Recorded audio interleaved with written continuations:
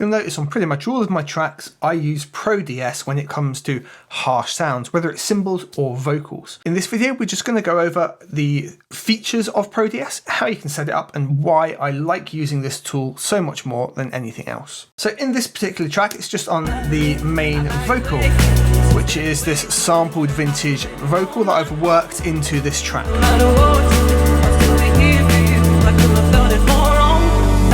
One nice thing is we can resize this if we want. Now across the top section here, we get feedback of the audio that's coming through.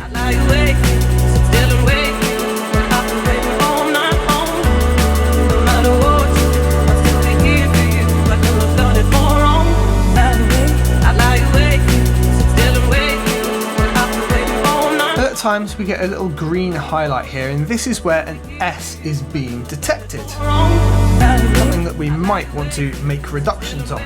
And that's based on the threshold just here. The further we dial that back, the more it's going to try and pick those things up. But as you see, it's actually not made any difference here. It's just picking up these same areas again. And that's because it's also dependent on the filter at the bottom here, as well as the range here of how much it can reduce those S's. If we press audition, we're going to hear what it's focused on.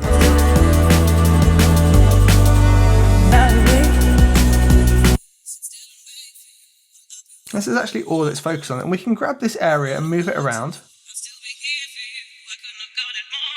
And what you're listening for here are the harsh sounds that you wanted to reduce.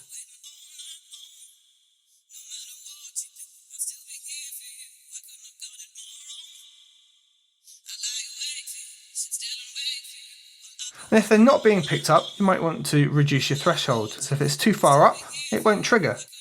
But as you can see, Pro De-ess is very good at picking up only what you'd actually want to remove.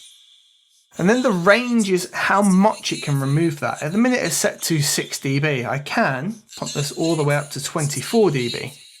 And you'll see the metering over here on the right hand side triggers and reduces it considerably more.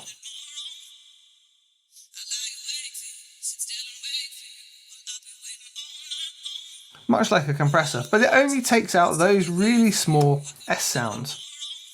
Now if we change the overall mode here to something like all round, we'll see we start to pick up more parts of the vocal.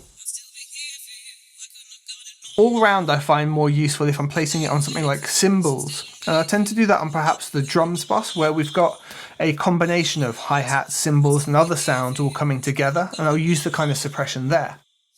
On the single vocal, it does much better on the mode of single vocal of just capturing those key areas. Split band and wide band will alter this even further. It's now capturing a lot less of that S sound, but it might give us the reduction that we need.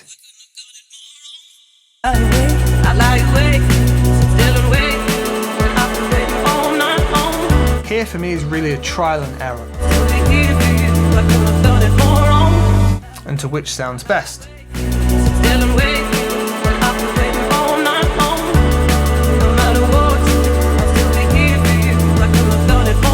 Now outside of that, we've got stereo link, basically allowing us to work in mid-side mode. If we've got a stereo vocal like this, I can push it so it goes mid and it only works on the mids and leaves the sides alone, or alternatively, completely separated. However, I found most cases we can just leave this on 100%. There might be that odd scenario where you just need to suppress the mid or the sides separately. And then look ahead, well honestly I generally just leave this alone. The 12 millisecond look ahead is usually completely fine for capturing individual vocals. If you're using this on some other kind of source, perhaps not a vocal, or maybe a vocal bus that has a bit more layers or summed together, oversampling might help you out. But as a general rule, I don't really need it here on the De-esser. And that is very simply why I use Pro De-ess. It picks up exactly those harsh sibilances that pop through and nullifies them very, very efficiently with minimal control and minimal setup every single time. I hope that's been helpful for you and look forward to seeing you in future videos.